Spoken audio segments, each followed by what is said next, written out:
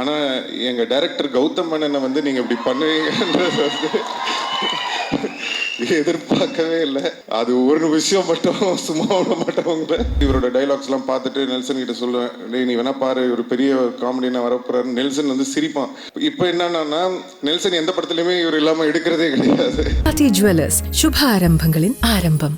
Periyar Maniamai Institute of Science and Technology, Tanjavur. ECE with specialization in AI and ML, IoT, robotics and industrial automation. இங்கே கூடியுள்ள அனைவருக்கும் வணக்கம். ரசிகர்களுக்கு வணக்கம்.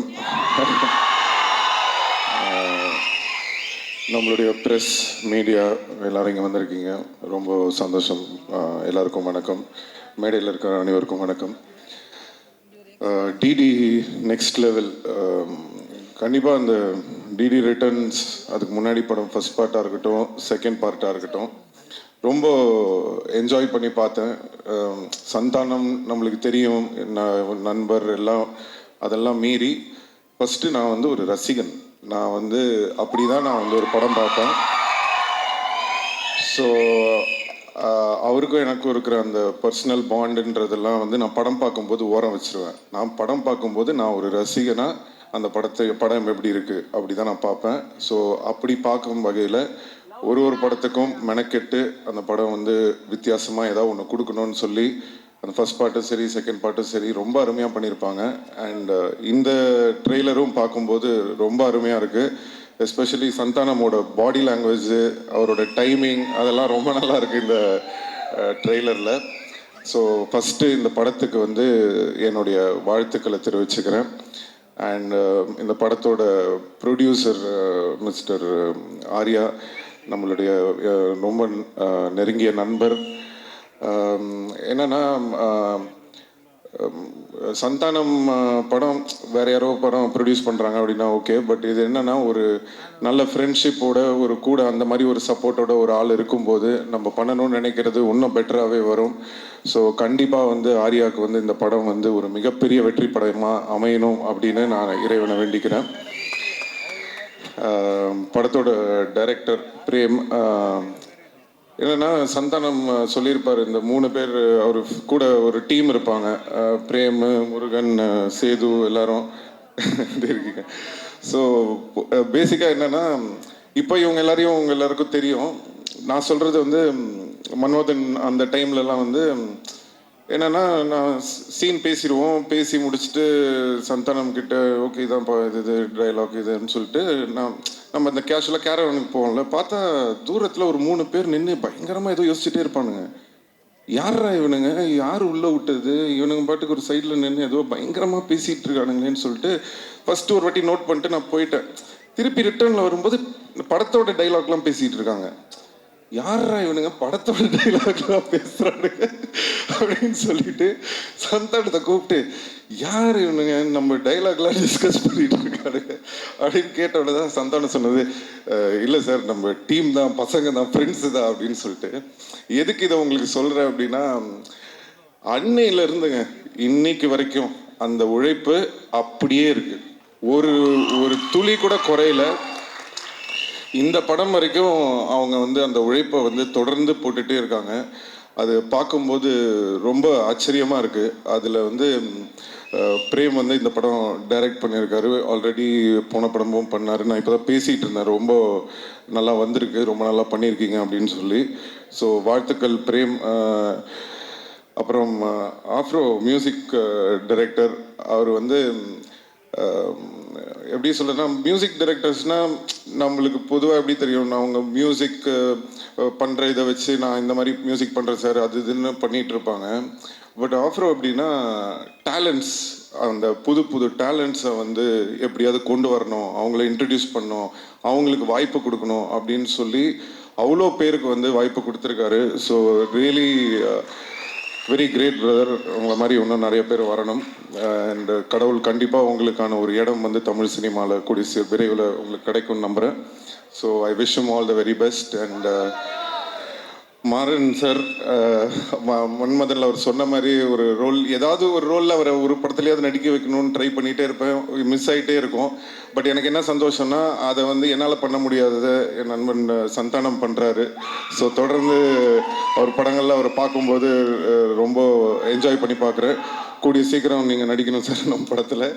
And Redin Kingsley அவர் வந்து உங்களுக்கெல்லாம் வந்து கோலமாவு கோகிலாலேருந்து தான் தெரியும், எனக்கு வந்து வேட்டை மன்னன்லேருந்தே தெரியும்.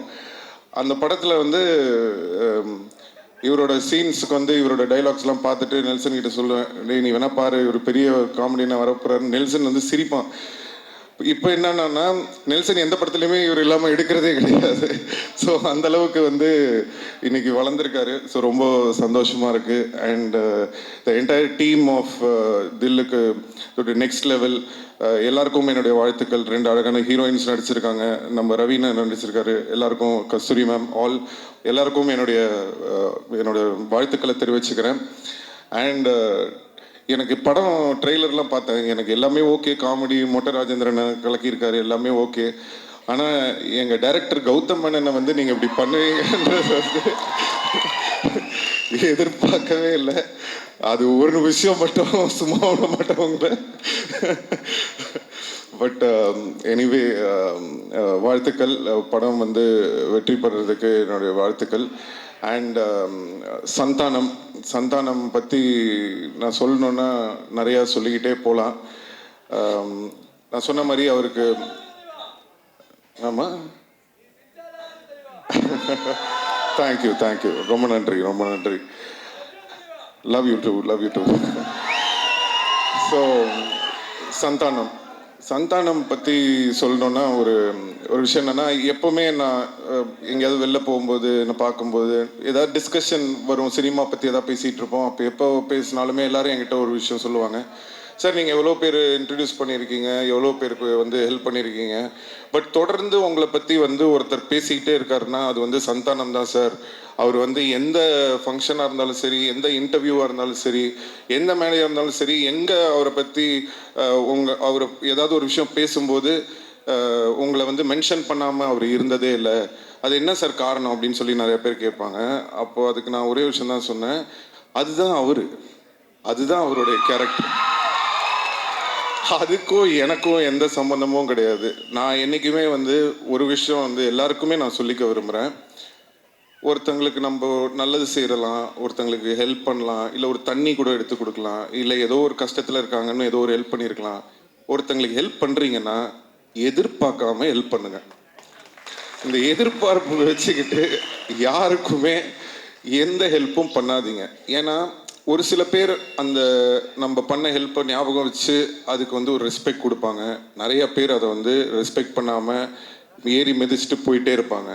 ஸோ ஒருத்தங்க ஞாபகம் வச்சுருக்காங்களா இல்லையா, அவங்க மறந்துட்டாங்களா இல்லையா, ஏறி மிதிச்சுட்டு போயிட்டாங்களா இல்லையான்றது நம்மளுக்கு முக்கியமே கிடையாது. நம்மளுக்கு தேவை ஒன்று தான், நம்மளுடைய கேரக்டர் இதுதான். எனக்கு ஒருத்தங்களுக்கு ஹெல்ப் பண்ண பிடிக்கும், நான் ஹெல்ப் பண்ணுவேன், அவ்வளோதான். ஸோ அதை நம்ம வாழ்க்கையில் எப்போவுமே வந்து ஒரு இதுவாக வச்சுக்கிட்டோன்னு சொன்னால் எந்த ஒரு இதுவும் இருக்காது. ஸோ இதுலேருந்து நான் சந்தானம் பார்க்கும்போது என்ன தோணுச்சுன்னா, அவர் எனக்காக அவர் சொல்லலை, அவர் உண்மையிலேயே அதான் அவருடைய கேரக்டர். ஸோ அந்த பழசை மறக்காமல் அவர் இருக்கிறதுனால தான் இன்றைக்கி வரைக்கும் அவரோட எல்லா டீமும் அவர் கூட இருக்காங்க. ஸோ அது அவருடைய கேரக்டரை காட்டுது. அண்ட் சந்தானத்தோட பெரிய ப்ளஸ் வந்து நான் எப்போவுமே சொல்லியிருக்கேன், ஃப்ரெண்ட்ஸ் இந்த டீம் மட்டும் இல்லை, அவருடைய ஃபேமிலி. ஸோ பசங்க எல்லோரும் இன்றைக்கி வந்திருக்காங்க. நான் சின்ன குழந்தைங்களாம் பார்த்தேன், இன்றைக்கி எல்லாம் வளர்ந்து வந்துட்டாங்க, ரொம்ப ஆச்சரியமாக இருந்தது. ஸோ எல்லாருக்கும் என்னுடைய நன்றி தெரிவிச்சுக்கிறேன். அண்ட் சந்தானம் நான் சொன்ன மாதிரி அந்த ஒரு கேரக்டர், அந்த ஒரு குணம் அவர் வந்து மாறாமல் இருக்கிறது தான் வந்து இன்றைக்கி அவரை வந்து மேலும் மேலும் உயர வச்சுக்கிட்டே இருக்குது. ஸோ கண்டிப்பாக இந்த படம் டிடி நெக்ஸ்ட் லெவல், சந்தானத்துக்கு ஒரு நெக்ஸ்ட் லெவலாக இருக்கும்னு சொல்லி நான் இறைவனை வேண்டிக்கிறேன். அண்ட் STR 49, ஸோ திருப்பி ஒரு காம்பினேஷன் வேறு வருது. ஸோ என்னென்னா, எதுக்கு இந்த STR 49 சந்தானம் அப்படின்றதுக்கு வந்து நான் சொல்லணும்னு ஆசைப்பட்றேன். அதுக்கு மெயின் காரணம் என்னென்னா, இன்றைக்கி வந்து சினிமா வந்து காமெடி வந்து ரொம்ப கம்மியாக இருக்குது. ரொம்ப சீரியஸான படங்கள் எடுக்க ஆரம்பிச்சிட்டோம். இப்போது பெரிய படங்கள், இப்போது ஒரு ஹீரோ படம்லாம் நீங்கள் பார்த்தீங்கன்னா உங்களுக்கு வந்து ஒரு நல்ல ஆக்ஷனு, அட்ரினல் ரஷ்ஷோட படம் வேணும்னு எதிர்பார்க்குறீங்க.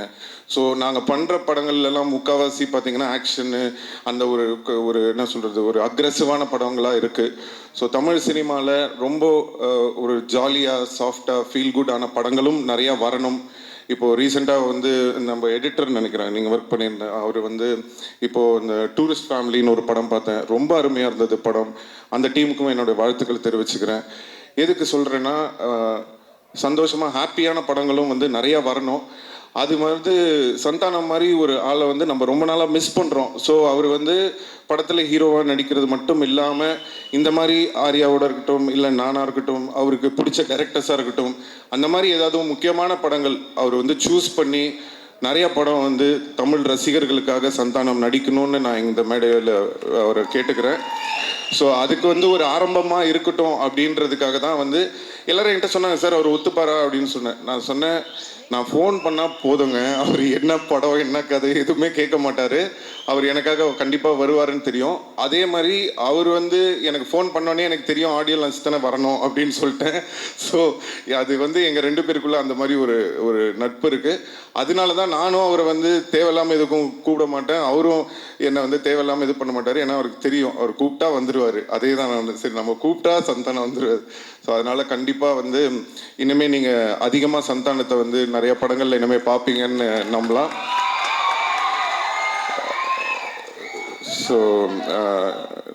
ஸோ இந்த டீமுக்கும் வர May 16th ஸோ கண்டிப்பாக எல்லாரும் தேட்டரில் போய் இந்த படத்தை பார்த்து என்ஜாய் பண்ணணும்னு சொல்லி எல்லாரையும் கேட்டுக்கிறேன். நன்றி, வணக்கம்.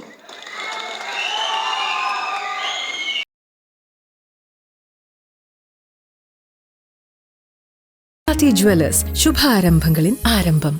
Periyar Maniamai Institute of Science and Technology, Tanjavur. ECE with specialization in AI and ML, IoT, robotics and industrial automation.